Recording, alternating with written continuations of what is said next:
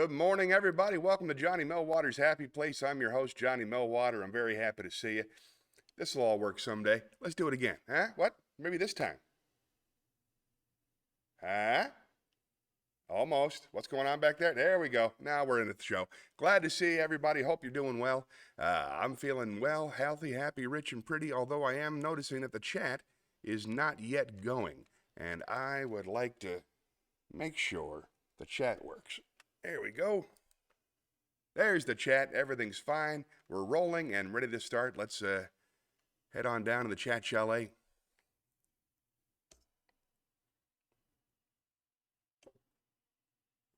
A couple of updates. Wow, 6 frames a second. That's very odd. We'll have to work on that. Maybe it's because this thing's coming in. You may have noticed I got a new frame for the chat. I thought it looked a little bit classier, a little bit more on brand.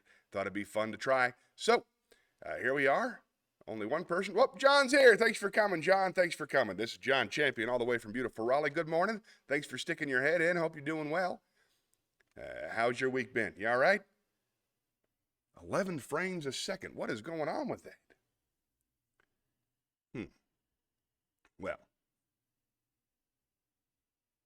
Well, I've had enough of this then. Let's spin the wheel, see if I can't get some things going. Sorry, John, a little bit out of sorts this morning, but I got lots of good stuff to read, so let's start there.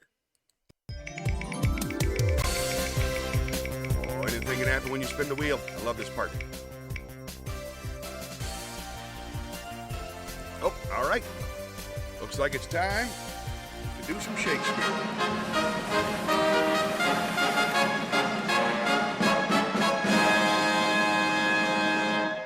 18 frames per second. I do not understand why I'm losing so much.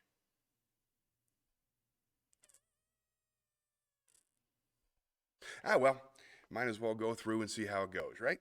So let's start. We're making our way through the sonnets. This is sonnet number 13.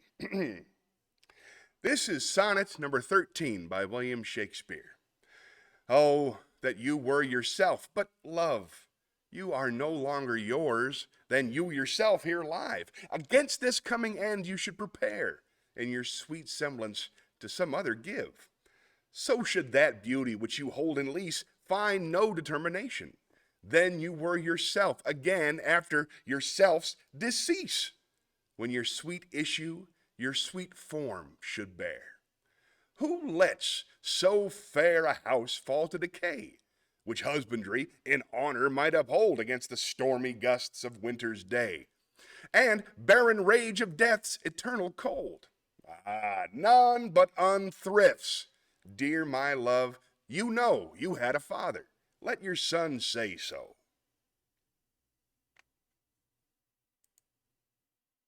Glad to hear you're doing well, John. Let's keep moving. This is fun.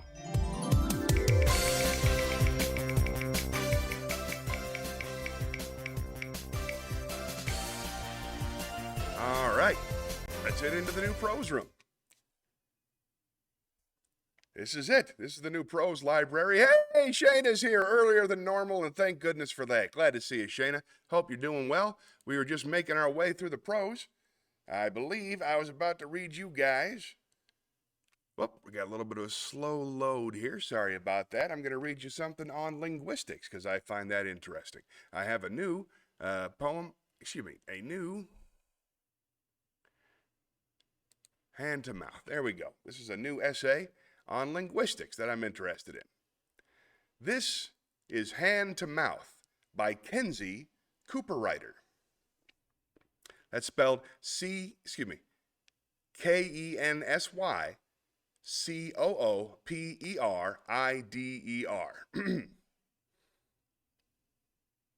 Some say language evolved by firelight, with our ancestors sharing stories deep into the night. Others suggest it began as baby talk, or as imitations of animal calls, or as gasps of surprise. Charles Darwin proposed that language started with snippets of song. Noah Chomsky thought it was just an accident, the result of a freak genetic mutation. Proposals about the origins of language abound, and it's no wonder language is a marvel, our most distinctive capacity. A few slight movements of the tongue, teeth, and lips, and I can give you a new idea, whisk you somewhere else, or give you goosebumps. Any thought a human being can think, it would seem, can be shared on a puff of air. Explaining how this all started has been called the hardest problem in science, and it's one that few can resist. Linguists, neuroscientists, philosophers, and primatologists, not to mention novelists and historians, have all taken cracks at it. Over this long and colorful history, one idea has proven particularly resilient: the notion that language began as gesture. What we now do with the tongue, teeth, and lips, the proposal goes, we originally did with arms, hands, and fingers. For hundreds and thousands of years, maybe longer, our prehistoric forebears commanded a gestural proto-language. This idea is evident in some of the earliest writings about language evolution and is now as popular as ever. Yet, even as the popularity of the gesture-first theory has surged, its major weakness, a flaw some consider fatal, has become all the more glaring. Early proponents of gesture-first ideas appealed to the intuition that bodily communication is primitive. In his essay on the origin of human knowledge in 1746, Etienne Benoit de Condillac imagined a boy and a girl, alone after a deluge, struggling to invent language anew. He described how the boy, wanting to obtain some out-of-reach object, moved his head, his arms, and all parts of his body as if trying to acquire it, and the girl got the message. A scene very much like this can readily be seen today, of course, a baby in a high chair wriggling in the direction of a toy just beyond her grasp. Part of the primitive aura of gesture for Condillac and other early thinkers stemmed from the observation that gesture precedes speech in infancy. Before children can talk, they point, nod, wave, and beg. Perhaps, goes the logic, the development of language in our species followed this same sequence. Anthropologists of the 19th century widely championed gesture-first theories, citing other intuitive arguments. Garrick Mallory, who saw gesture as the vestige of prehistoric epoch, noted that it is much easier to create new interpretable signals with one's hands than with one's voice. Imagine troglodyte man, he wrote in 1882, with the voice he could imitate distinctively but the few sounds of nature, while with gesture he could exhibit actions, motions, positions, forms, dimensions, directions, and distances with their derivatives and analogs. In more modern terms, it is easier to create transparent signals with gesture, signals that have a clear relationship to what they mean. This observation has since been borne out in lab experiments, and it remains one of the most compelling arguments for a gestural proto-language. Wonder if that's true. What do you think came first, the movements or the words? Certainly seems like it'd be movements to me, but what do I know? All right, well, let's go back to the chat. Looks like we got some things to talk about.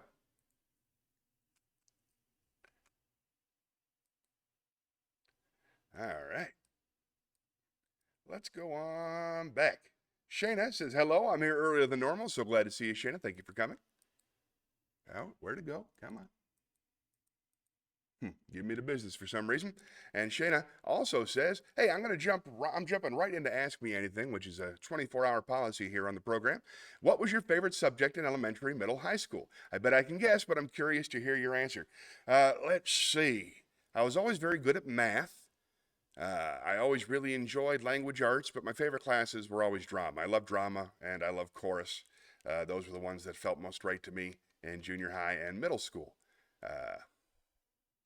Yep, drama, I think so. Drama, theater, and chorus. I enjoy those things. What were your favorite subjects? How about you, John Champion? I'm just curious. Yeah, I don't know, I felt at home in those places. All right, well, let's go back. We'll spin the wheel some more. There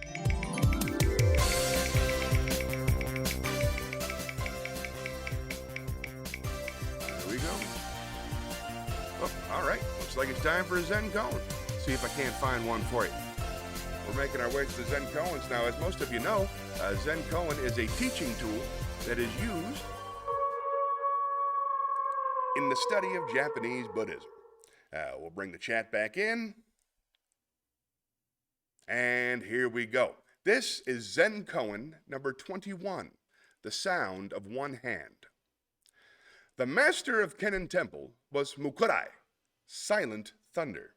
He had a little protege named Toyo, who was only 12 years old.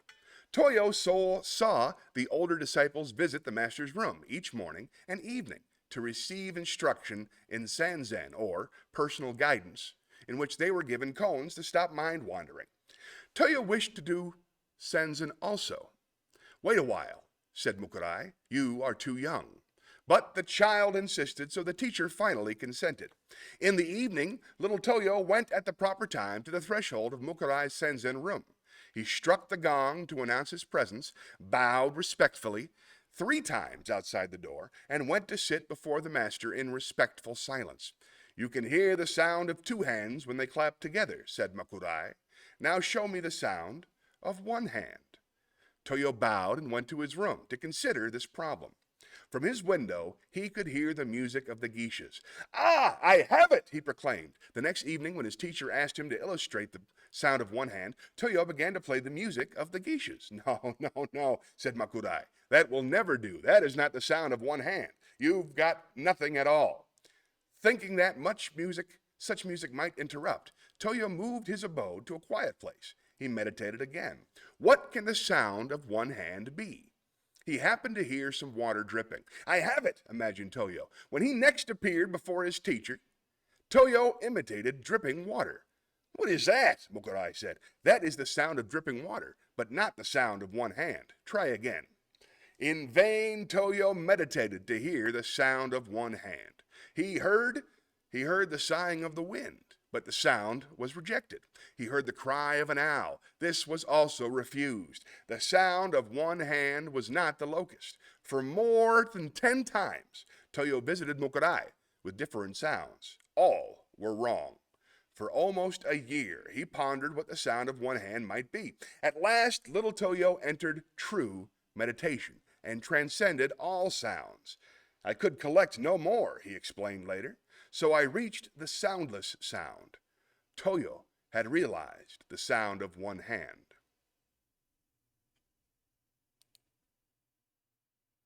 Nice. All right. Nothing new in the chat. Let's spin the wheel.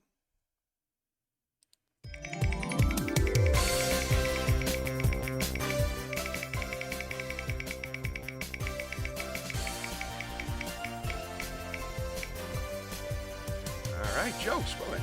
Let's go to the comedy club.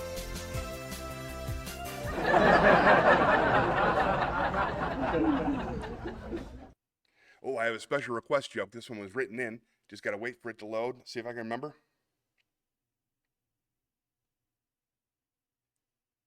Still not loading. I'll do my best to do it from memory. Here we go.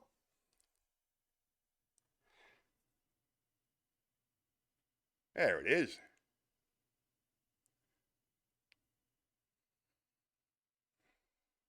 A turtle is crossing the road when he's mugged by 2 snails. The cops show up and they ask him what happened. The shaken turtle, he replies, "I don't know. It all happened so fast." There you go. There's a joke. That's fun. Ah, nice. We got some more in the chat. Let's go back.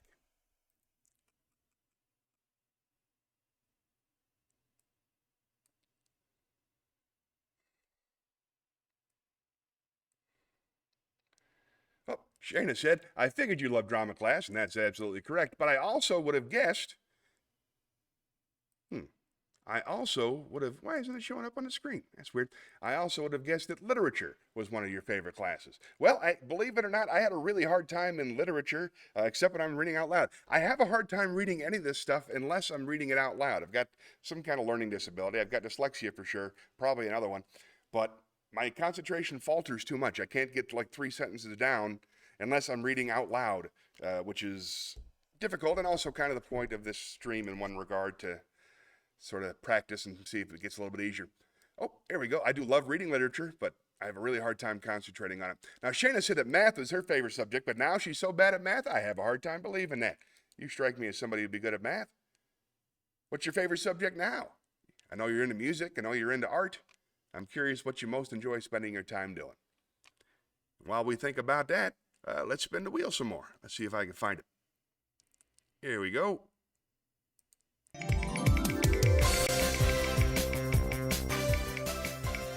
anything can happen when you spin the wheel. Whoop, a cappella. All right, let's sing a song. You know what? Better yet,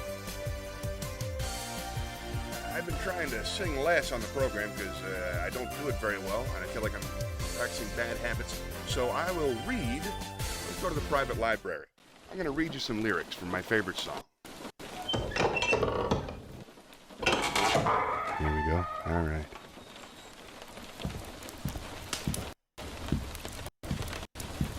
Here we go, folks. This is Summer Highland Falls by the great Billy Joel.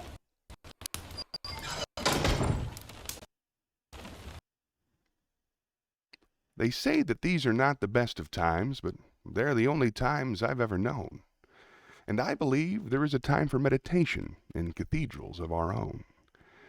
Now, I've seen that sad surrender in my lover's eyes, and I can only stand apart and sympathize, for we are always what our situations hand us. It's either sadness or euphoria. So we'll argue and we'll compromise and realize that nothing's ever changed. For all our mutual experience, our separate conclusions are the same. Now, we are forced to recognize our inhumanity. A reason coexists with our insanity. Though we choose between reality and madness, it's either sadness or euphoria. How thoughtlessly we dissipate our energies. Perhaps we'll help fulfill each other's fantasies. And as we stand upon the ledges of our lives with our respective similarities, it's either sadness or euphoria. That's my favorite song. Nice. Well, let's spin the wheel.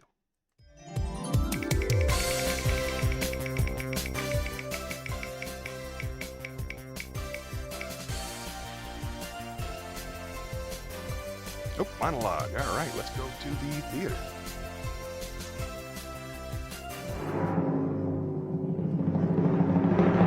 This is a dark one, but it's what's next, so buckle up.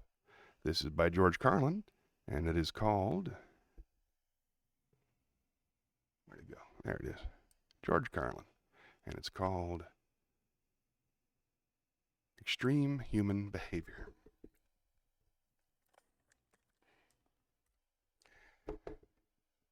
This is Extreme Human Behavior by George Carlin. Buckle up. Humans do some really interesting things. Like, besides killing ourselves, we also kill each other. Murder. And we're the only ones who do that, by the way. We're the only species on Earth that deliberately kills members of our own species for personal gain. Or pleasure. Sometimes it's just fun. We're also the only species that deliberately kills members of another species for personal gain. Or pleasure. That's what hunters do. They kill for pleasure. That's us. Human beings. Interesting folks. Murderers. Here's an interesting form of murder we've come up with. Assassination. You know what's interesting about assassination? Well, not only does it change those popularity polls in a big fucking hurry, but it is also interesting to notice who it is we assassinate. Have you ever noticed who it is? Stop to think who it is we kill? It's always people who've told us to live together in harmony and peace. Try to love one another. Jesus, Gandhi, Lincoln, John Kennedy, Bobby Kennedy, Martin Luther King, Medgar Evers, Malcolm X, John Lennon. They all said try to live together in peace. Boom! Right in the fucking head. Apparently, we're not ready for that. Yeah, that's difficult behavior for us. We're too busy sitting around trying to think up ways to kill each other. Here's one we came up with. It's efficient too. Genocide. You know, killing large numbers of people simply because they don't look like you, they don't talk like you, and they don't have the same kind of hats you do. You ever notice that? At any time you see two groups of people who really hate each other, chances are good they're wearing different kinds of hats. Keep an eye on that. It might be important. But anytime there's genocide, there's always mass graves, right? Every time we kill some dictator and go marching through his country, we always find mass graves. Thousands and thousands of dead bodies of people the dictator killed. And everyone over here gets horrified. Oh, mass graves, mass graves. Oh, well, shit. What's the guy supposed to do with a couple thousand people he just killed? Dig separate holes? Fuck that shit. It's labor intensive. Get real. The whole idea of killing a large number of people at one time in one place is convenience, efficiency. Throw them in a fucking hole. Look at it this way. At least the dictator had the decency to throw a little dirt on him. Give the guy some credit. The dictator's a busy man. He's got a lot on his mind, like trying to figure out who's planning to kill him so he can pick them up, put them in prison, and torture them. There's another one of our interesting, heartwarming behaviors we've come up with everywhere. Torture. Torturing each other. You want to hear a really cool torture that the Romans invented? They also used it as a form of capital punishment. It's really creative. They would take the guy in question, stuff him in a burlap sack, seal the sack up real tight, and throw it in the river. But, and here's the creative part, inside the sack with the guy, they would put a dog, a monkey, and a snake. Okay? A dog, a monkey, and a snake. That's fucking creative. Imagine being inside a burlap sack underwater in the dark, sitting next to a drowning monkey. Think he'd be moving around a little bit? The dog would definitely be going ape shit, we know that. And the snake, well, he'd probably be getting curious about what all the activity was inside the sack. He might do anything, but whatever he did, it would probably involve venom and his teeth. You know what you'd be doing? You'd be praying to God. You'd be praying to God that the snake bit the monkey and the dog ate the snake. Praying. Yeah. Then it would just be you and the dog. Man and his best friend drowning together. Maybe before you die, you could teach him a few tricks. Roll over and play dead wouldn't be too difficult, would it? Just a thought, just a playful thought. By the way, I assume you're noticing that all these activities I'm mentioning, murder, genocide, all these are things that human beings do, not animals, those creatures we feel superior to. This is us. Here's another one of our spiritually uplifting activities. We don't do this as much as we used to, but it used to be really big. Human sacrifice. I miss that. The Aztecs loved human sacrifice, and they were good at it. Well, they got a lot of practice. For instance, right around the year 1500, the Aztecs sacrificed 80,000 people in one ceremony. Okay? 80,000 people in one ceremony. You know what the occasion was?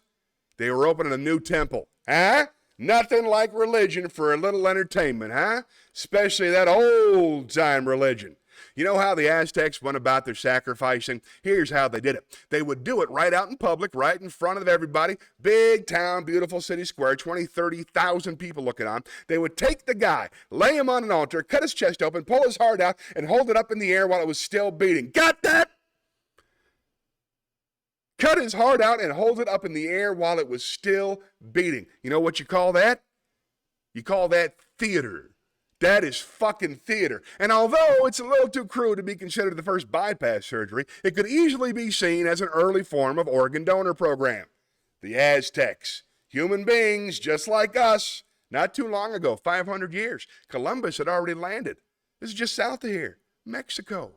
And by the way, those hearts did not go to waste, because right after the ceremonies, the royal family, naturally, would enjoy another one of our amusing activities, cannibalism. Imagine that. Chowing down on another human being. You've got to be all out of beef jerky, man. You got to be really fucking hungry. But it happens, doesn't it? Still happens to this day. Bunch of people stranded in the wilderness, running a Pop-Tart. You got to eat something. Might as well be Steve. And how do you decide who to eat first? How do you decide who's first in the barbecue rack? Do you pick on the little guy because he's skinny and he can't fight back? Or do y'all gang up on the bodybuilder because he's got a lot of steaks and chops on him? These are things human beings have to consider. One more of these charming diversions of ours. Necrophilia. Now there's a hobby for you. Fucking a corpse. Takes a special kind of guy, don't you think? But it happens. It happens more than you might think. It happens among humans. Animals don't do that. Animals don't fuck their dead. A rat will do a lot of gross things, but he will not fuck a dead rat. It wouldn't even occur to him. Only a human being would think to fuck somebody who just died. We got to be the most interesting critters on the planet, and then we wonder why a UFO doesn't just land and say hello. You know the best thing about necrophilia? You don't have to bring flowers. They're usually already there. Isn't that nice? It's nice. It's convenient. Human beings will do anything. Anything. I am convinced. That's why all those beheadings starting in Iraq didn't bother me. I took it right in stride. A lot of people were horrified. Oh, beheadings. Whoa! What are you, fucking surprised? It's just one more form of extreme human behavior. Besides, who cares about some mercenary civilian contractor from Oklahoma who gets his head cut off? Fuck him. Fuck him. Hey, Jack, you don't want to get your head cut off? Stay the fuck in Oklahoma. Stay the fuck in Oklahoma. They ain't cutting off heads in Oklahoma, as far as I know. But I do know this. You strap on a gun and go strutting around some other man's country, you better be ready for some action, Jack. You better be ready for some action. People are touchy about that sort of thing.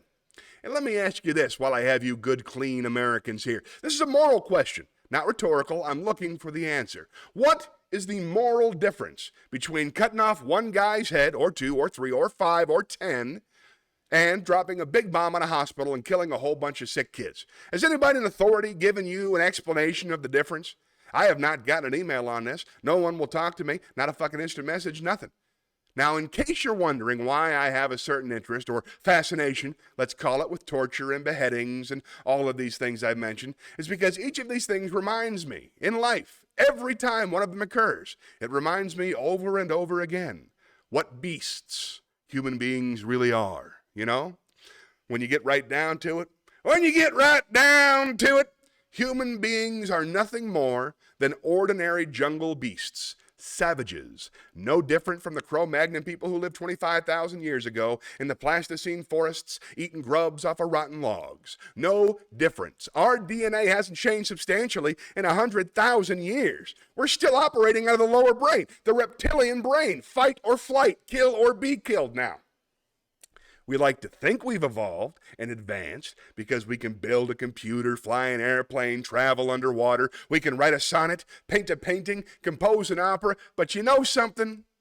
We're barely out of the jungle on this planet. Barely out of the fucking jungle. What we are is semi-civilized beasts with baseball caps and automatic weapons. And this civilization of ours that we're so proud of, this civilization with its so-called civilized behavior, you ever stop and realize how fragile all this is? How fragile the whole structure, how easily it could break right down. Just break right down. Wouldn't take much. Probably happen in less than 2 years. Wouldn't take much to throw us right back into barbaric times. All you'd have to do would be eliminate electricity. That's all, but completely eliminate electricity. So, no electricity, no lights. You're back to candles and lanterns, campfires and bonfires. Batteries couldn't be recharged. Generators couldn't be refueled because fuel is pumped electrically. So is water, by the way. So no lights, no fuel, no water, no computers. And computers run everything.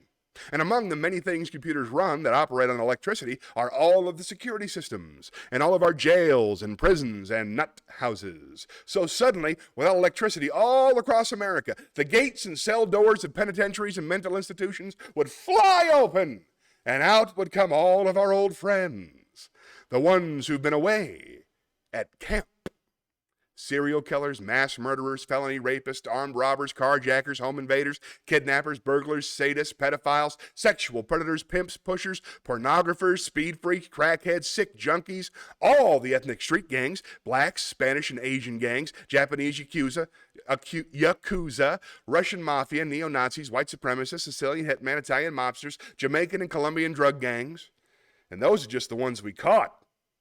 Let's not forget their counterparts still on the outside right now, waiting to hook up with their prison buddies so they can start a new organization, the American Federation of Sociopaths. Just what the country needs, another special interest group. 8 to 10 million of them there would be, counting all the parolees and probationers and the ones who've never been caught. 8 to 10 million bitter, angry, violent, sexually hyperactive alpha males with nothing to do. No hobbies. No medication, no scruples. Just a bunch of bad dudes looking for a good time. Maybe dropping by your house. Hi. I hope we're not intruding. Got any beer? Oh, good. Well, I got about 1,400 really thirsty guys here. How about women? Got any women? Oh, just your wife, huh? Well, I think we can make that work. Now, boys, there's a lady here, so I want you to mind your manners and wait your turn. Police wouldn't help you. They'd be gone at the first sign of trouble. They'd be home protecting their own families. So would the Army and the National Guard. You'd be alone. You'd be on your own. You'd be SOL and JWF, shit out of luck and jolly well fucked. After a couple of years of living like that, beheadings would be the least of your problems. People will be lining up to be beheaded. There you go. Dark, but I think it's true. We are barely out of the jungle in this country. Hey, spring's here. Yay, let's go back to the chat. We got a lot to catch up on.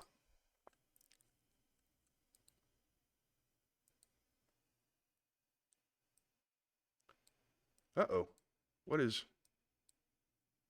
Something's gone horribly wrong with my chat. Somebody copied and pasted all of my hashtags somehow. I don't know why they would do that. But Spring says hi. Hi, Spring. Oh, here we go. Mark says hello. There we go. Art is her favorite subject now. Shayna says, I'm so excited about teaching my very first paint your date Picasso style. Huh? It's hosted by DJ Shenanigans. Who doesn't love her? It's going to be so much fun, and anyone can do it, regardless of artistic skill level. So if you live in Charlotte, you should check that out. Mark says hello. Nice to see you, sir. Shayna says, I'd love for you and Debbie to be a part of it on Valentine's Day. I'll give you guys the friends and family discount. I appreciate the thought very much. I'll run it by her, but I think we have the kids that night, but we'll find out. Now, Shayna also wants to know, do you already have plans for Valentine's Day, or is it a surprise? We don't really do Valentine's Day at my house. It's like, you know, the kids get little cards and stuff, but it's, yeah, we kind of pick and choose our holidays, and that's not one that we do much with. Kim says, good morning. Good morning, Kim. Shayna says, I heart George Carlin. Yeah, I do too. He's fantastic. Now, Shayna says, I also noticed all your hashtags. Wow. And then she copied them all and put them into the chat for our convenience. Thank you. Yeah, I had ChatGPT write me 100 hashtags for for TikTok, and there they are. And Spring says, hello. Hello, Spring. I'm very happy to see you. I hope you're doing well. Let's see. Why is the featured chat not showing up? Just a crazy comment. All right. Well, we'll keep working on it. Well, I think we're all caught up. Mark said nothing's wrong. It's a crazy comment. I know how that goes. And I'll come right back to check in on everybody. Hope you're doing well. Let's spin the wheel.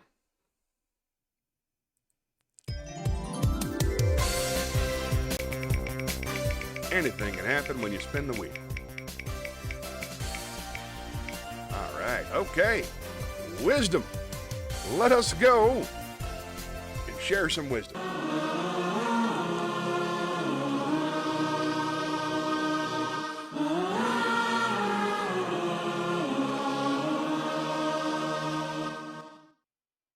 Here's some good stuff for you right here. I think you'll enjoy this.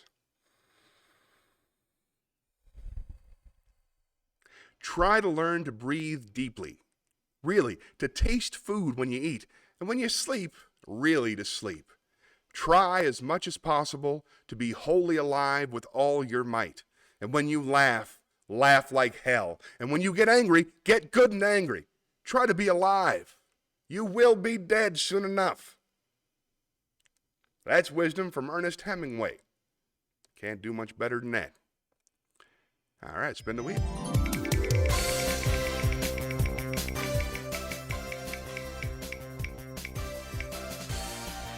Poem. All right, let's go down to the poetry corner.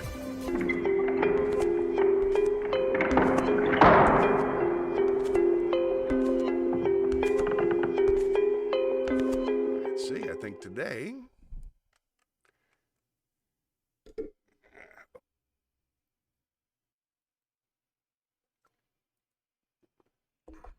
I think we're doing the Lotus Eaters today.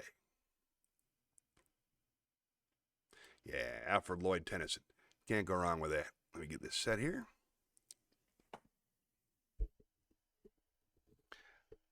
There we go. Microphone test. Microphone test, and we're set to go. All right.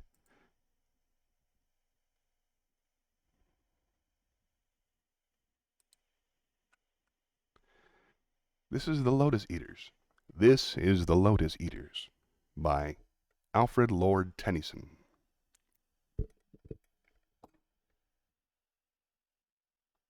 Courage, he said, and pointed toward the land.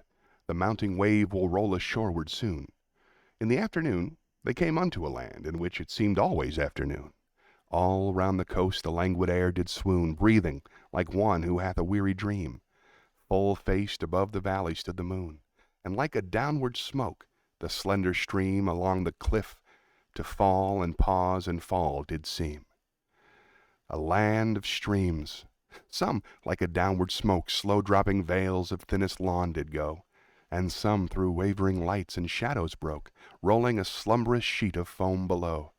They saw the gleaming river seaward flow from the inner land far off. 3 mountain tops, 3 silent pinnacles of aged snow, stood sunset flushed, and, dewed with showery drops, upclomb the shadowy clime above the woven copse. The charmed sunset lingered low adown in the red west. Through mountain clefts the dale was seen far inland, and the yellow down bordered with palm, and many a winding vale and meadow, set with slender galingale, a land where all things always seemed the same. And round the keel, and round about the keel, with faces pale, dark faces pale, against that rosy flame, the mild-eyed melancholy lotus-eaters came. Branches they bore of that enchanted stem, laden with flower and fruit, whereof they gave to each, but who did so receive of them and taste, to him the gushing of the wave far, far away did seem to mourn and rave on alien shores. And if his fellow spake, his voice was thin as voices from the grave. And deep asleep he seemed, yet all awake, and music in his ears did beating heart make. They sat them down upon the yellow sand, between the sun and moon upon the shore.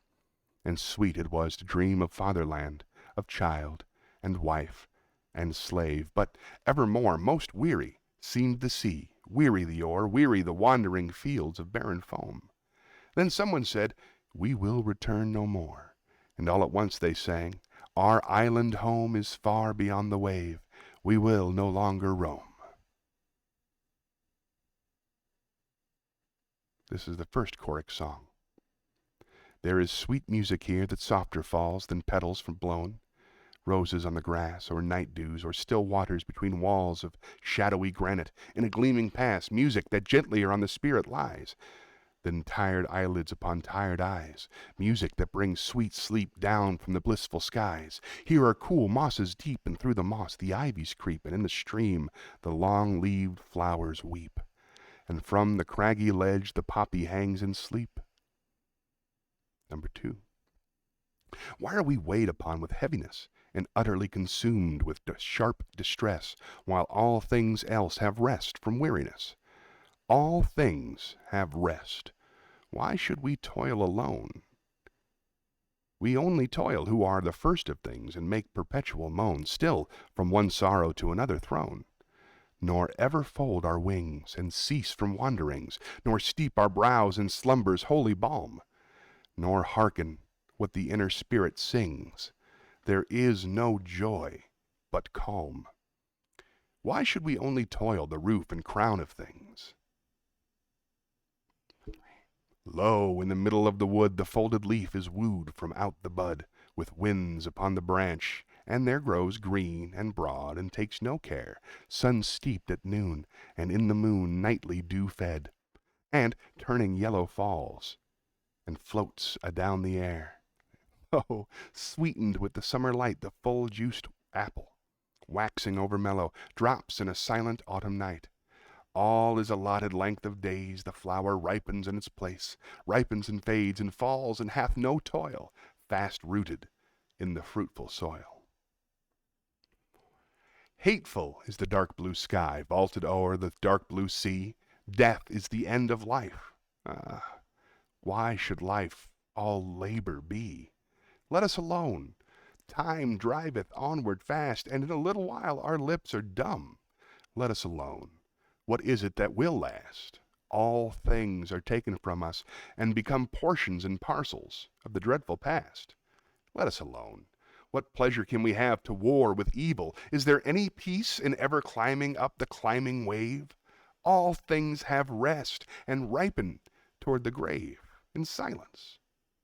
Ripen, fall, and cease. give us long rest, or death, dark death, or dreamful ease. Number 5. How sweet it were, hearing the downward stream with half-shut eyes, ever to seem falling asleep in a half-dream, to dream and dream like yonder amber wave, which will not leave the mere bush on the height, to hear each other's whispered speech, eating the lotus day by day, to watch the crisping ripples on the beach, and tender curving lines of creamy spray, to lend our hearts and spirits wholly to the influence of mild-minded melancholy, to muse and brood and live again in memory with those old faces of our infancy, heaped over with a mound of grass, 2 handfuls of white dust, shut in an urn of brass. Number 6. Dear is the memory of our wedded lives, and dear the last embraces of our wives, and their warm tears. But all hath suffered change, for surely now our household hearths are cold, our sons inherit us, our looks are strange, and we should come like ghosts to trouble joy. Or else the island princes, ever bold, have eat our substance, and the minstrel sings before them of the 10-year war in Troy, and our great deeds as half-forgotten things. Is there confusion in the little isle? Let what is broken so remain. The gods are hard to reconcile. 'Tis hard to settle order there again. There is confusion worse than death, trouble on trouble, pain on pain, long labor unto aged breath, sore task to hearts worn out by many wars, and eyes grown dim with gazing on the pilot stars. Number 7. But propped on the beds of amaranth and moly, how sweet, while warm air lulls us, blowing lowly, with half-dropped eyelids still, beneath a heaven dark and holy, to watch the long bright river drawing slowly his waters from the purple hill, to hear the dewy echoes calling from cave to cave through the thick-twined vine, to watch the emerald-colored water falling through many a woven antheus wreath divine, only to hear and see the far-off sparkling brine, only to hear were sweet, stretched out beneath the pine. Number 8.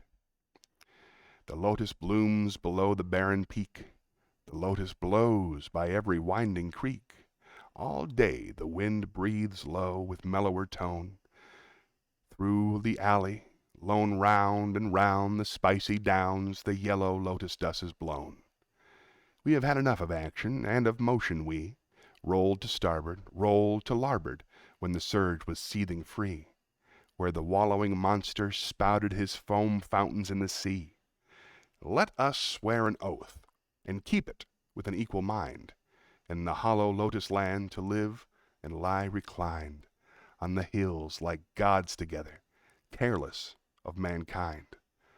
For they lie beside their nectar, and the bolts are hurled far below them in the valleys.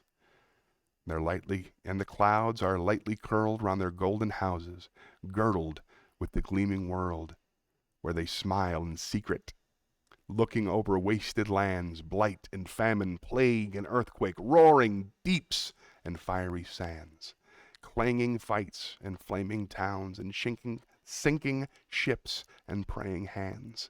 But they smile. They find a music centered in the doleful song, steaming up a lamentation and an ancient tale of wrong, like a tale of little meaning through the words are strong, chanted from an ill-used race of men that cleave the soil, sow the seed, and reap the harvest with enduring toil, storing yearly little dews of wheat and wine and oil, till they perish and they suffer some.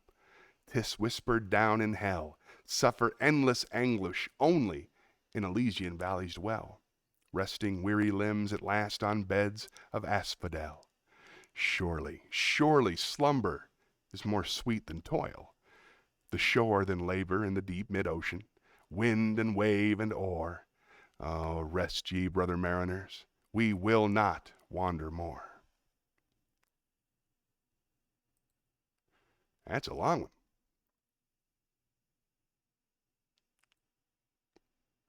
Oh, we got all kinds of stuff in the chat. Let's go to the chat.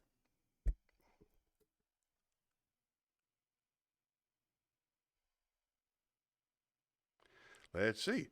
All right, we had a couple of things here. Oh, Shana was asking. My Wi-Fi froze for a moment. I don't know if you saw my previous message about Valentine's Day. I did. I saw the message. We don't really celebrate Valentine's Day in my house. We try to love each other every day like it's Valentine's Day. But if I could talk her into going, we'll go. Usually she's pretty tired on the nights that she's home. But I know it'll be a great time. I did tell everybody in Charlotte about it. Well, Mark had a couple other things here. Pole dance. When will we see that? He wants to know.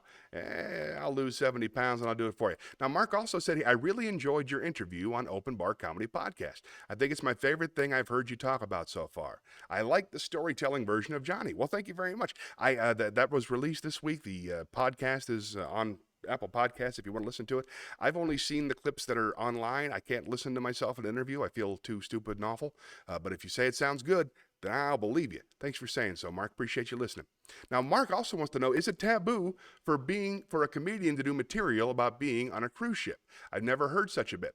It's not taboo, but on land, it does make other comedians roll their eyes. On ships, everybody, what are you talking about, Mark? You've never heard such a bit? I must be thinking of a different Mark. Sorry about that. A lot of cruise ship comedians. We all have material about flying, and we all have material about being on the ship. But we tend to only do it on the ships where everybody knows what we're talking about. Shana says, your hashtags really do make me smile. Well, that makes me happy. Anything to make you smile, Shana.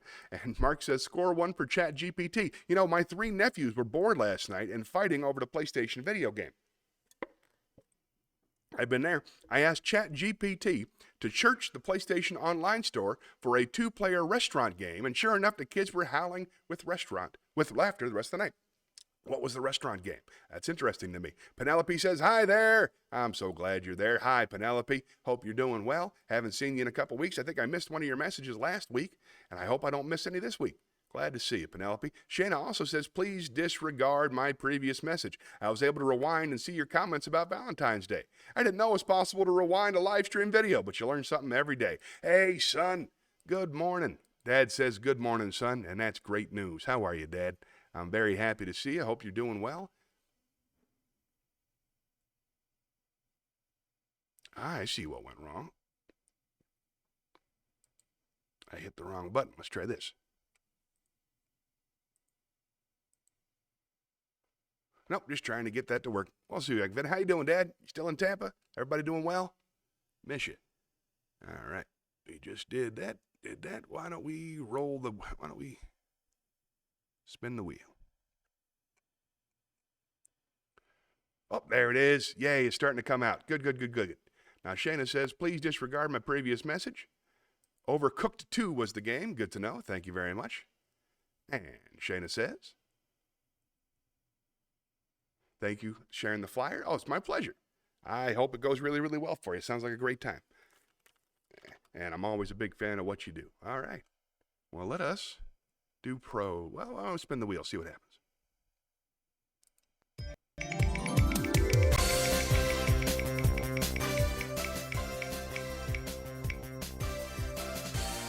All right, Shakespeare. So let's go.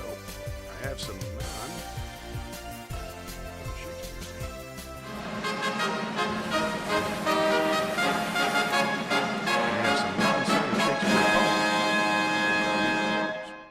We already did a sonnet, and I know nobody wants that. Let us do Fear No More. This is Fear No More by William Shakespeare.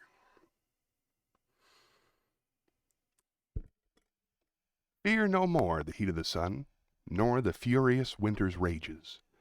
Thou thy worldly task hast done, home art gone, and taken thy wages. Golden lads and girls all must, as chimney sweepers, come to dust. Fear no more the frown of the great, thou art past the tyrant's stroke. Care no more to clothe and eat, to thee the reed is as the oak. The scepter, learning, physic, must all follow this and come to dust. Fear no more the lightning flash, nor the all-dread thunderstone. Fear not slander, censure, rash. Thou hast finished joy and moan. All lovers young, all lovers must consign to thee and come to dust. No exorciser harm thee, nor no witchcraft charm thee. Ghost unlaid forbear thee, nothing ill come near thee. Quiet consummation have, and renowned be thy grave. Nice. Is Debbie Melwater a dance mom? No, she is not. And Kim says hi to Daddy. Pretty nice. Spin the wheel.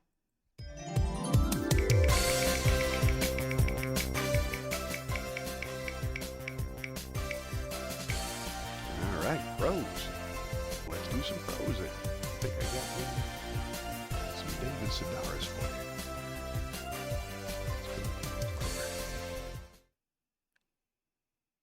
That was fast. All right. I believe I was reading Go Carolina by David Sedaris. Anyone who reaches... I don't want to sound like David Sedaris. Go Carolina by David Sedaris.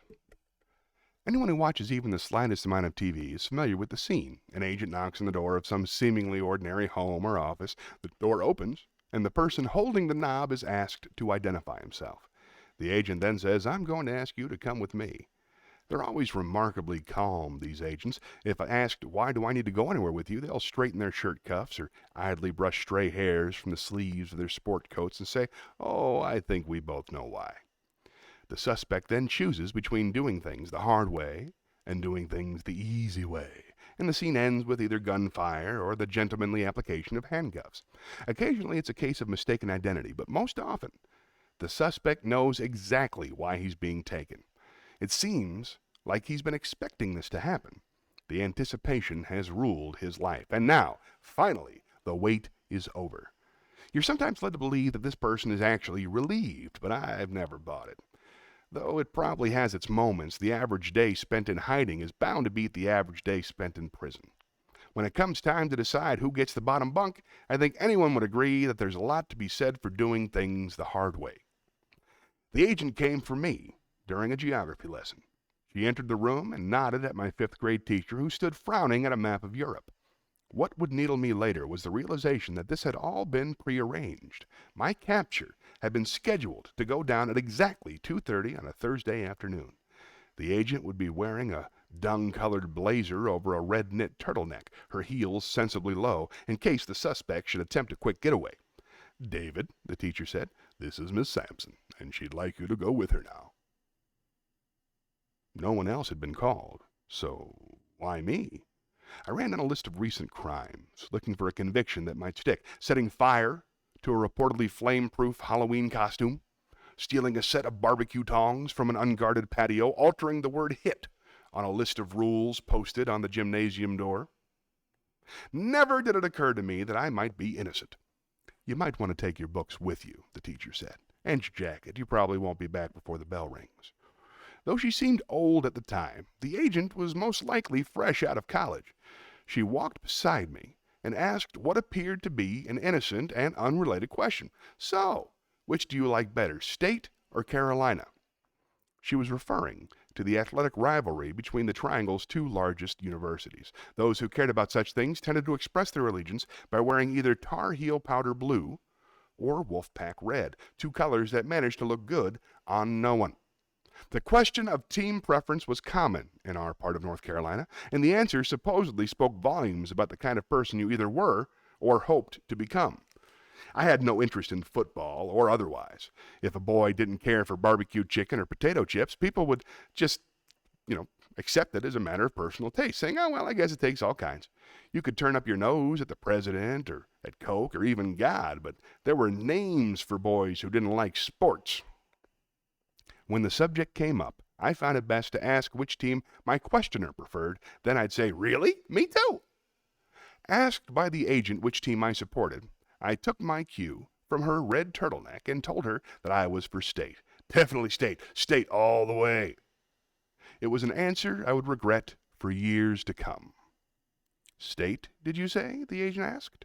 Yes, state. They're the greatest. I see. She led me through an unmarked door near the principal's office into a small, windowless room, furnished with two facing desks. It was the kind of room where you'd grill someone until they snapped. The kind frequently used, the kind frequently painted so as to cover the bloodstains. She gestured towards what was to become my regular seat, then continued her line of questioning. And what exactly are they, State and Carolina? Colleges? Universities? She opened a file on her desk, saying, "Yes, you're right. Your answers are correct, but you're saying them incorrectly. You're telling me that they're colleges and universities, when actually they're colleges and universities. You're giving me a th sound instead of a nice clear s. Can you hear the distinction between the th and the s sounds?" I nodded. "May I please have an actual answer?" "Uh-huh. Uh-huh's not a word." "Okay." "Okay," I said. "Sure, I can hear it." "You can hear what? The distinction? The contrast?" "Yeah, that." It was the first battle of my war against the letter S, and I was determined to dig my foxhole before I went down. According to Agent Sampson, a state-certified speech therapist, my S was sibilant, meaning that I lisped. This was not news to me. "Our goal is to work together until eventually you can speak correctly," Agent Sampson said. She made a great show of enunciating her own sparkling S's, and the effect was profoundly irritating. "I'm trying to help you, but the longer you play these little games, the longer this is going to take."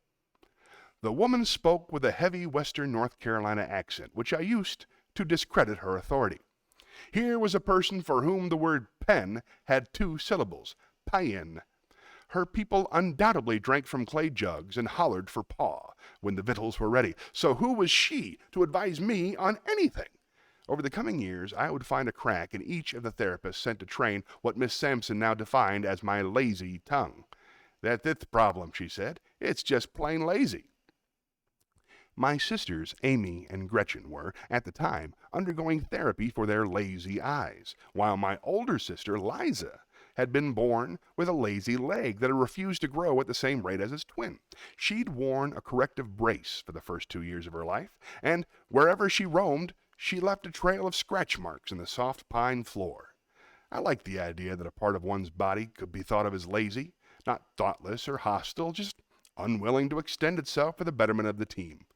My father often accused my mother of having a lazy mind, while she, in turn, accused him of having a lazy index finger, unable to dial the phone when he knew damn well he was going to be late. My therapy sessions were scheduled for every Thursday at 2:30, and with the exception of my mother, I discussed them with no one. The word therapy suggested a profound failure on my part. Mental patients had therapy. Normal people did not. I didn't see my sessions as the sort of thing that one would want to advertise, but as my teacher liked to say, I guess it takes all kinds. Whereas my goal was to keep it a secret, hers was to inform the entire class. If I got up from my seat at 2:25, she'd say, "Sit back down. Still got 5 more minutes before your speech therapy." If I remained seated until 2:27, she'd say, "David, don't forget you have a speech therapy session at 2:30. On the days I was absent, I imagine she addressed the room saying, "David's not here today, but if he were, he'd have a speech therapy session at 2:30. My sessions varied from week to week. Sometimes I'd spend the half hour parroting whatever Agent Sampson had to say. We'd occasionally pass the time examining charts on tongue position or reading childish S-laden texts recounting the adventures of seals or settlers named Samuel or Sassy. On the worst of days, she'd haul out a tape recorder and show me just how much progress I was failing to make. My speech therapist's name is Miss Chrissy Sampson. She'd hand me the microphone and lean back with her arms crossed. "Go ahead, say it. I want you to hear what you sound like." She was in love with the sound of her own name and seemed to view my speech impediment as a personal assault. If I wanted to spend the rest of my life as David Thedareth, then that would be it. She, however, was going to be called Miss Chrissy Sampson. Had her name included no S's, she probably would have bypassed a career in therapy and devoted herself to yanking out healthy molars or performing unwanted clitorectomies on the schoolgirls of Africa. Such was her personality. "Oh, come on," my mother would say. "I'm sure that she's not that bad. Give her a break. The girl's just trying to do her job." I was a few minutes early one week and entered the office to find Agent Sampson doing her job on Garth Barclay, a slight, kittenish boy I'd met back in the 4th grade. "You may wait outside in the hallway until it is your turn," she told me. A week or two later, my session was interrupted by mincing Steve Bixler, who popped his head in the door and announced that his parents were taking him out of town for a long weekend, meaning that he would miss his regular Friday session. "Sorry about that," he said. I started keeping watch over the speech therapy door, taking note of who came and went. Had I seen one popular student leaving the office, I could have believed my mother and viewed my lisp as the sort of thing that might happen to anyone. Unfortunately, I saw no popular students. Chuck Coggins, Sam Shelton, Louis DeLuca. Obviously, there was some connection between a sibilant S and a complete lack of interest in the state versus Carolina issue. None of the therapy students were girls. They were all boys like me who kept movie star scrapbooks and made their own curtains. "You don't want to be doing that," the men in our families would say. "That's a girl thing. Baking scones and cupcakes for the school janitors, watching Guiding Light with our mothers, collecting rose petals for use in fragrant potpourri. Anything worth doing turned out to be a girl thing. In order to enjoy ourselves, we learned to be duplicitous. Our stacks of Cosmopolitan were topped with an unread issue of Boy's Life or Sports Illustrated, and our decoupage projects were concealed beneath the sporting equipment we never asked for but always received. When asked what we wanted to be when we grew up, we hid the truth and listed who we wanted to sleep with when we grew up. A policeman, or a fireman, or one of those guys who works with high-tension wires. Symptoms were feigned, and our mothers wrote notes excusing our absences on the day of intramural softball tournaments. Brian had a stomach virus, or Ted suffered from that 24-hour bug that seemed to be going around. "One of these days, I'm going to hang a sign on that door," Agent Sampson used to say. She was probably thinking along the lines of speech therapy lab, though a more appropriate marker would have been future homosexuals of America.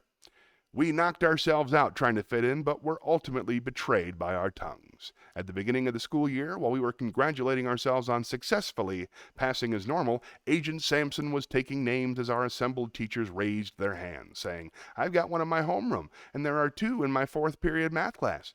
Were they also able to spot the future drunks and depressives? Did they hope that by eliminating our lisps they might set us on a different path?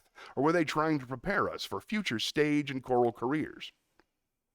Miss Sampson instructed me, when forming an S, to position the tip of my tongue against the rear of my top teeth, right up against the gum line. The effect produced a sound not unlike that of a tire releasing air. It was awkward and strange sounding and elicited much more attention than the original lisp.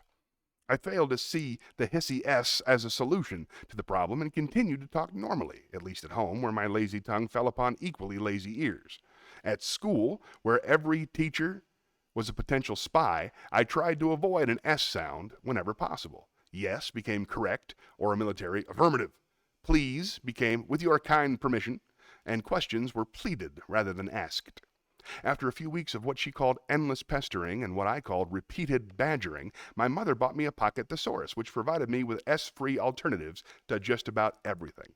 I consulted the book both at home and at the daily learning academy other people called our school. Agent Sampson was not amused when I began referring to her as an articulation coach, but the majority of my teachers were delighted. "What a nice vocabulary," they said. "My goodness, such big words." Plurals presented a considerable problem, but I worked around them as best I could. Rivers, for example, became either a river or two, or many a river. Possessives were a similar headache, and it was easier to say nothing than to announce that the left hand and the right hand glove of Janet had fallen to the floor. After all the compliments I had received on my improved vocabulary, it seemed prudent to lie low and keep my mouth shut. I didn't want anyone thinking I was trying to be a pet of the teacher. as opposed to teacher's pet. That's clever. Pet of the teacher. When I first began my speech therapy, I wondered that Agent Sampson plan might work for everyone but me, that the other boys might strengthen their lazy tongues, turn their lives around, and leave me stranded. Luckily, my fears were never realized. Despite the woman's best efforts, no one seemed to make any significant improvement. The only difference was that they were a little quieter. Thanks to Agent Sampson's tape recorder, I, along with others, now had a clear sense of what I actually sounded like. There was the lisp, of course, but more troubling was my voice itself, with its excitable tone and high girlish pitch. I'd hear myself ordering lunch in the cafeteria, and the sound would turn my stomach. How could anyone stand to listen to me? Whereas those around me might grow up to be lawyers or movie stars, my only option was to take a vow of silence and become a monk. My former classmates would call the abbey, wondering how I was doing, and the priest would answer the phone. "You can't talk to him," he'd say. "Why, Brother David hasn't spoken to anyone in 35 years. "Oh, relax," my mother said. "Your voice will change eventually." And what if it doesn't? She shuddered. "Don't be so morbid." It turned out that Agent Sampson was something along the lines of a circuit court speech therapist. She spent 4 months at our school and then moved on to another. Our last meeting was held the day before school let out for Christmas. My classrooms were all decorated, the halls, everything but her office, which remained as bare as ever. I was expecting a regular half hour of Sassy the Seal and was delighted to find her packing up her tape recorder. "I thought that this afternoon we might let loose and have a party, you and I. How does that sound?" She reached into her desk drawer and withdrew a festive tin of cookies. "Here, have one. I made them myself from scratch, and boy, was it a mess. Do you ever make cookies?" I lied, saying that no, I never had. "Well, it's hard work," she said, "especially if you don't have a mixer." It was unlike Agent Sampson to speak so casually, and awkward to sit in a hot little room, pretending to have a normal conversation. "So," she said, "what are your plans for the holidays?" "Well, I usually remain here and, open a gift for my family." "Only one?" she asked. "Maybe 8 or 10. "Never 6 or 7? "Rarely." "And what do you do on December 31st, New Year's Eve?" "On the final day of the year, we take down the pine tree in our living room and eat marine life."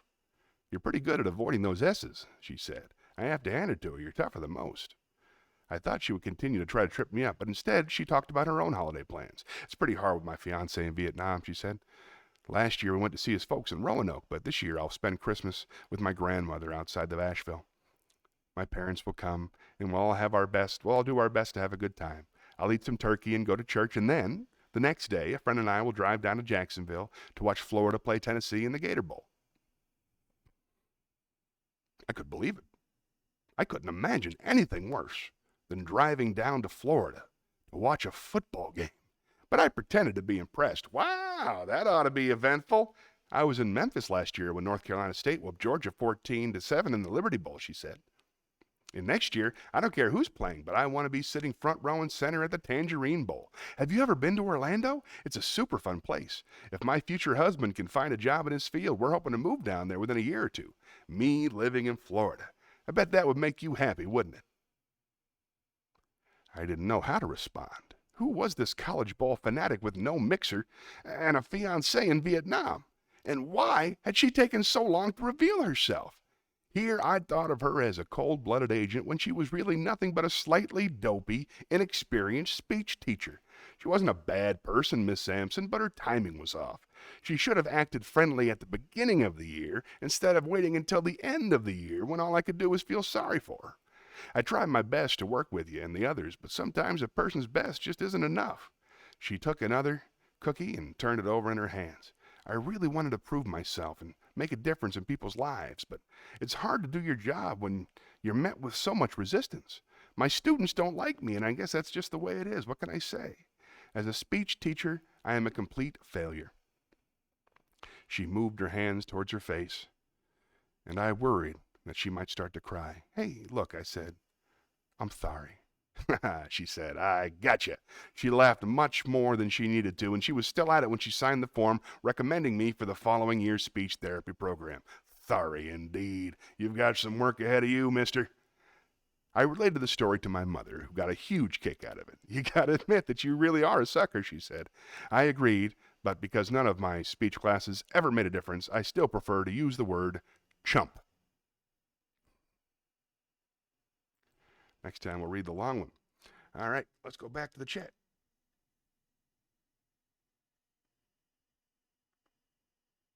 I lose track of the chat sometimes. There it is.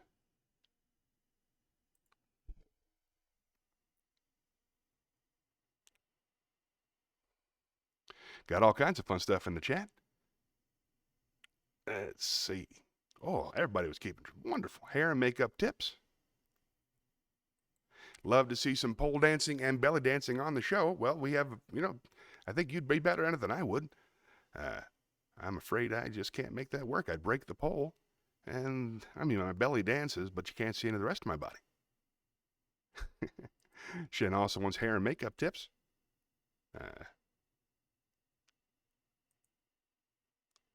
Kim's home until 2 p.m. She's overnight in Orlando. She's joining the Liberty tomorrow. Very nice. Dad had no idea Orlando had a port. It does. You got to drive. You get into a bus, and then you drive an hour and a half to get down to Port Canaveral. But that's the port. Theater, yay. It's a long bonus ride from Orlando to the ship. How true that is. Bus and bonus. That makes sense. It always does.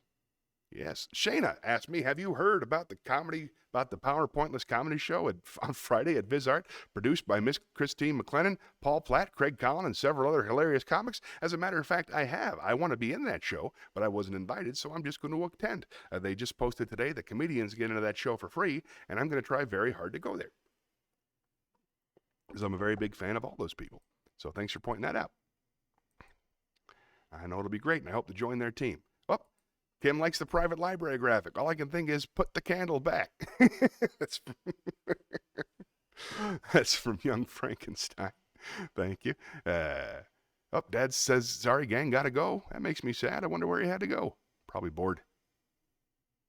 And Shayna says, wait, you can't leave. He hasn't recited a sonnet yet. I did. I did one at the very beginning because I knew nobody was listening except for John Champion. So I did one.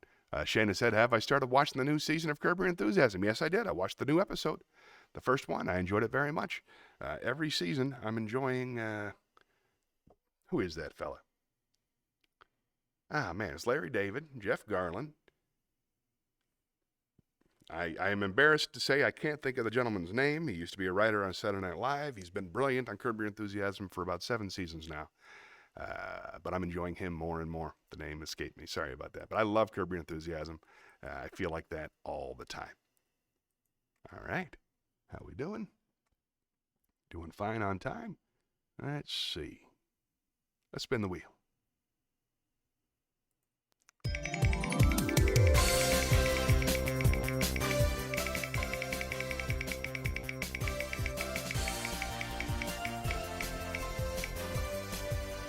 All right, time for a joke. Let's go to the comedy club.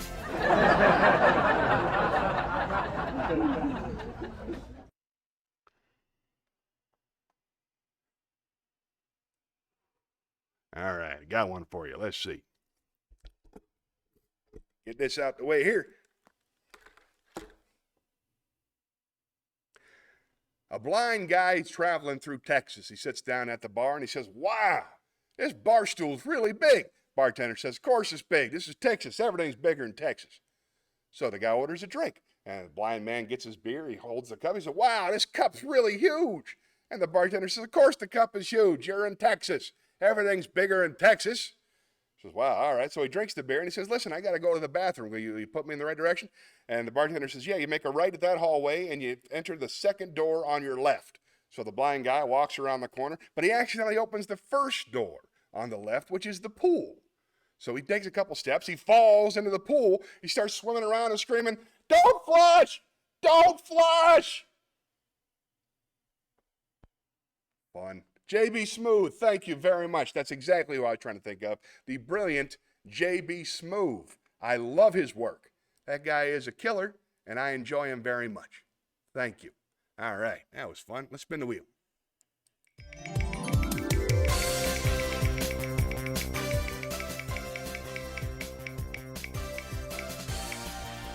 Well, time for another Zen koan.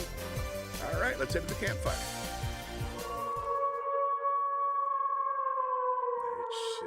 I believe we had just done one hand clapping, which was number 21. This is number 22. This is Zen Koan, number 22. Burns like fire. My heart burns like fire. Soyin Shaku, the first Zen teacher to come to America, said, "My heart burns like fire, but my eyes are as cold as dead ashes." He made the following rules, which he practiced every day of his life. In the morning, before dressing, light incense and meditate. Retire at a regular hour. Partake of food at regular intervals. Eat with moderation and never to the point of satisfaction. Receive a guest with the same attitude you have when alone. When alone, maintain the same attitude you have in receiving guests. Watch what you say, and whatever you say, practice it. When an opportunity comes, do not let it pass by. Yet, always think twice before acting. Do not regret the past. Look to the future. Have the fearless attitude of a hero and the loving heart of a child. Upon retiring, sleep as if you had entered your last sleep. Upon awakening, leave your bed behind you instantly, as if you had cast away a pair of old shoes. Good advice all around.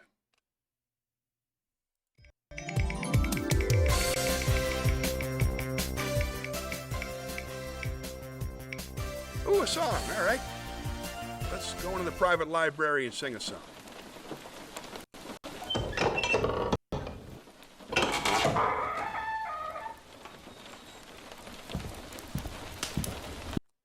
See if I can't find something in the public domain to sing.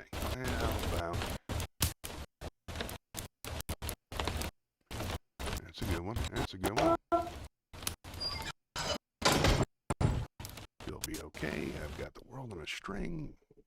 Too marvelous. Let's do that. Too Marvelous for Words by Johnny Mercer. You're just too marvelous for words, like glorious, glamorous, and that old standby amorous. It's all too wonderful. I'll never find the words that say enough, tell enough. I mean, they just aren't swell enough. You're much too much, and just too very, very, to ever be in Webster's dictionary. And so I'm borrowing a love song from the birds to tell you that you're marvelous. You're marvelous for words.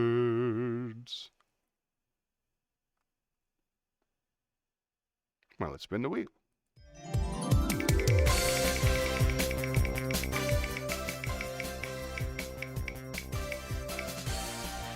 Monologue. All right, then let us head into the field.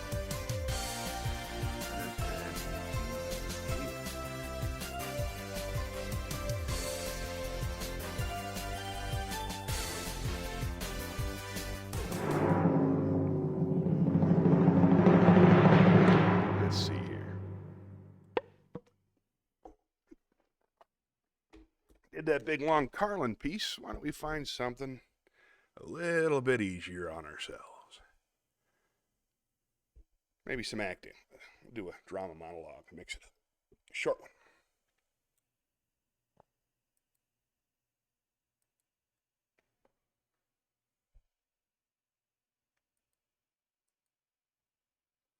Running out of space on the computer, so everything's running a little bit slower. I hope you'll be patient with me. Here we go. Let us do Jorgensen from Other People's Money. This is a guy who's run the company for a long time, and he doesn't want them to sell it. Well, it's good to see so many familiar faces, so many old friends. Some of you I haven't seen in years. Well, thank you for coming. Now, Bill Coles, our able president, in the annual report has told you of our year, of what we accomplished, and of the need for further improvements, our business goals for next year and the years beyond. I'd like to talk to you about something else. I want to share with you some thoughts concerning the vote that you're going to make in the company that you own. This proud company, which has survived the death of its founder, numerous recessions, one major depression, and 2 world wars, is in imminent danger of self-destructing. On this day, in the town of its birth, there is the instrument of our destruction. I want you to look at him in all of his glory. Larry the Liquidator, the entrepreneur of post-industrial America, playing God with others people's money. The robber barons of old at least left something tangible in their wake, a coal mine, a railroad, banks. This man leaves nothing. He creates nothing. He builds nothing. He runs nothing. And in his wake lies nothing but a blizzard of paper to cover the pain. Oh, if he said, I know how to run your company better than you do, that would be something worth talking about. But he's not saying that. He's saying, I'm going to kill you because at this particular moment in time, you're worth more dead than alive. Well, maybe that's true. But it is also true that one day this industry will turn. One day when the yen is weaker, the dollar is stronger, or when we finally begin to rebuild our roads, our bridges, the infrastructure of our country, demand will skyrocket, and when those things happen, we will still be here. Stronger because of our ordeal. Stronger because we have survived, and the price of our stock will make his offer pale by comparison. God save us if we vote to take his paltry few dollars and run. God save this country if that is truly the wave of the future. We will become a nation that makes nothing but hamburgers, creates nothing but lawyers, and sells nothing but tax shelters. And we are at this point in this country where we kill something because at the moment it's worth more dead than alive. Well, take a look around. Look at your neighbor. Look at your neighbor. You won't kill him, will you? No, it's called murder, and it's illegal. Well, this, too, is murder on a mass scale. Only on Wall Street, they call it maximizing shareholder value, and they call it legal. And they substitute dollar bills where a conscience should be. Damn it, a business is worth more than the price of its stock. It's the place where we earn our living, where we meet our friends, dream our dreams. It is, in every sense, the very fabric that binds our society together. So let us now, at this meeting, say to every Garfield in the land, here we build things. We don't destroy them. Here, we care about more than the price of our stock. Here, we care about people. Fun. I like that one. All right, let's spin the wheel.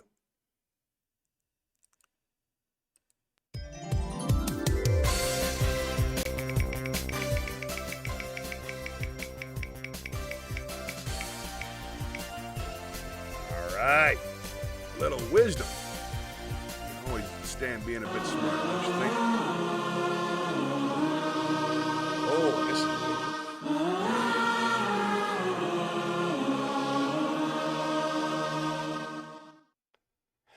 All right, this is from Kurt Vonnegut, one of my favorite writers. This is just straight up reading my favorite meme. Here we go. Go into the arts. I'm not kidding, the arts. The arts are not a way to make a living. They are a very human way of making life more bearable. Practicing an art, no matter how well or badly, is a way to make your soul grow, for heaven's sakes. Sing in the shower, dance to the radio, tell stories, write a poem to a friend, even a lousy poem.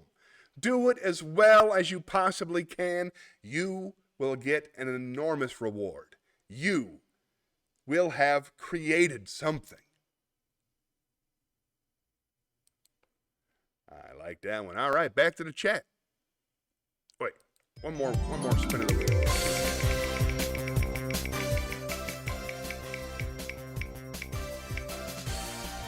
All right, poem. Let's go to the poetry corner.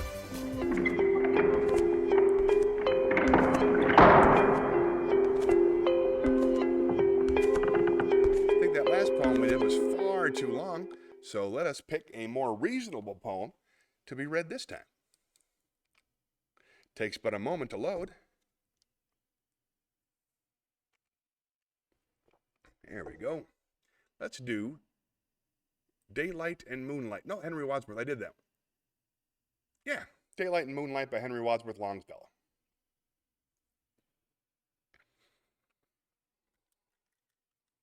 Almost forgot this part.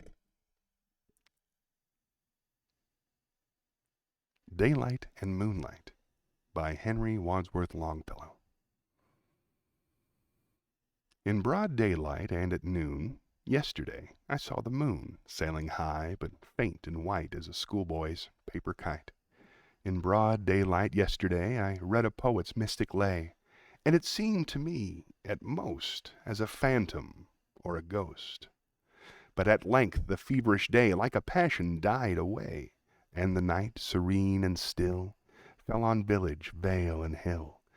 Then the moon in all her pride, like a spirit glorified, filled and overflowed the night with revelations of her light.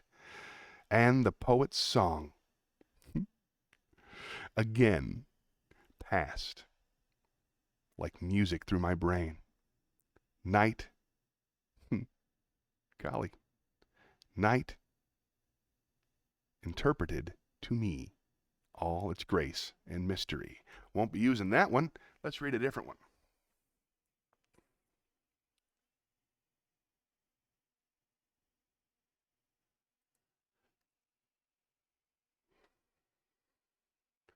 This is When You Are Old by William Butler Yeats.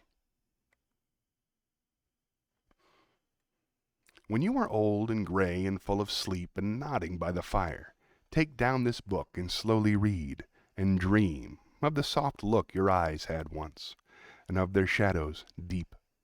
How many loved your moments of glad grace, and loved your beauty with love false or true, but one man loved the pilgrim soul in you, and loved the sorrows of your changing face, and bending down beside the glowing bars, murmur a little sadly how love fled and paced upon the mountains overhead, and hid his face amid a crowd of stars.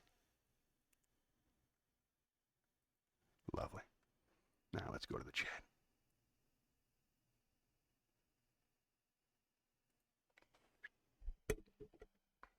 Got lots of catching up to do. It's been a few minutes, so let me double check and make sure that the comments are still coming through. Yes, they are. Just nothing new.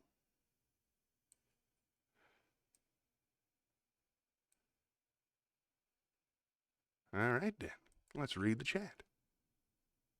Oh, nothing new except Shayna said it's one of my favorite shows. My parents and I used to love watching that show together. My dad could always relate to Larry's character. Yeah, I know how that feels. How are we doing on time? Feels like 12:30. There's no way to know. Ah, well, let's spin the wheel.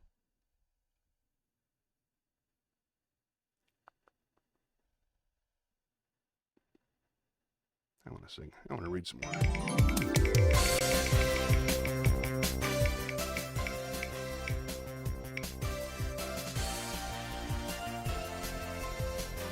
All right, to the private library, everybody.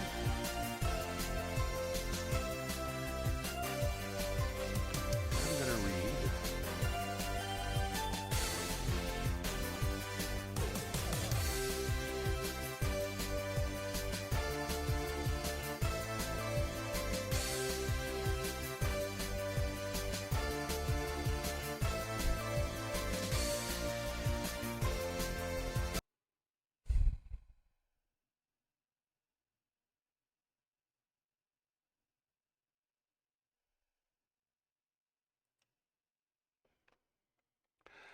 Never mind, I'm going to sing this one.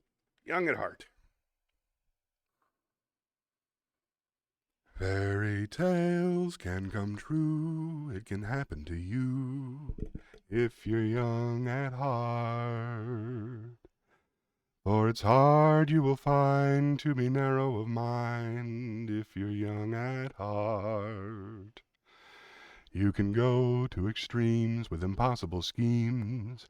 You can laugh when your dreams fall apart at the seams, and life gets more exciting with. Whoops.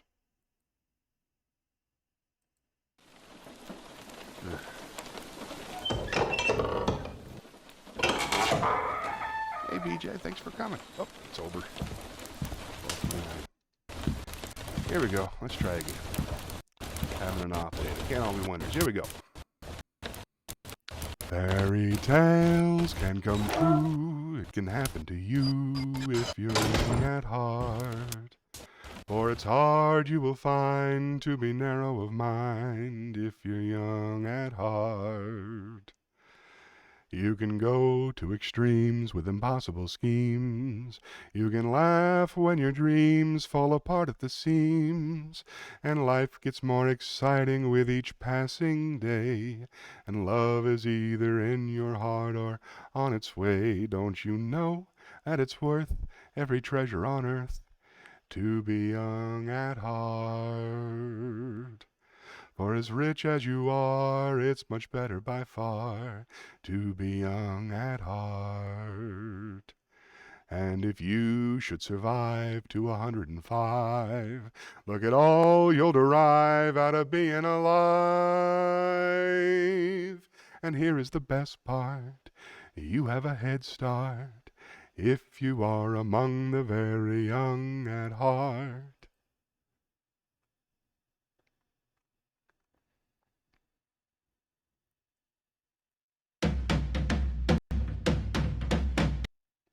Thanks for watching, everybody. I hope you had some fun today. It's going faster and faster now that I've got so much more to read. Glad to see you, BJ. I'm excited for you coming home, coming back. I saw you were leaving Australia and coming back to the real world. I look forward to seeing you when you get there. I hope everybody feels good, and I hope to see you next week. Until next time, remember, the only way to save this country is for all of us to love one another. So be kind to yourself, and then be kind to everybody else. Try to love everybody. That's what I'm trying to do. We'll meet again. Don't know where, don't know when, but I know we'll meet again some sunny day. Keep shining through just like you always do, and the blue skies will push the hard clouds far away. Whew. And would you please say hello to the folks that I know and tell 'em I won't be long. You'll be happy to know that as you saw me go, I was singing this song. We'll meet again. Don't know where. I don't know when. I'm just going to go answer the phone. Jesus Christ. Bye.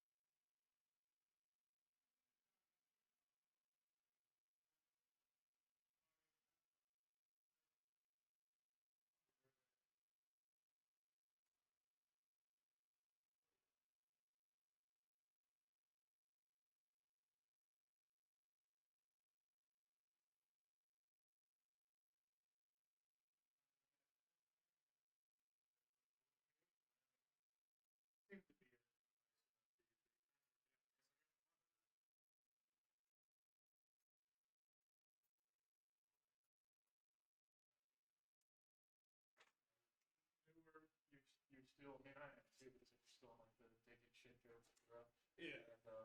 And you're trying to get better, and so it doesn't work out all the time. Yeah, it's what it is.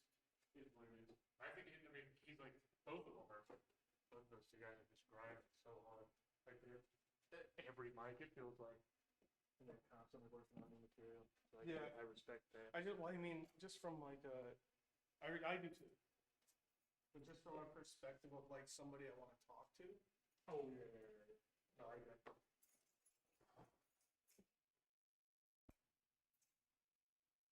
Yeah, sorry about that. No worries. I'm just in the mood. You're good. You're good. Very, very, very, very small. I'm thinking I could put the phone on like airplane mode or something, but I can't because I have to connect to the internet to. Oh, It's a are you whole thing. put it on silent? Well, it's on silent, but it rings on my computer.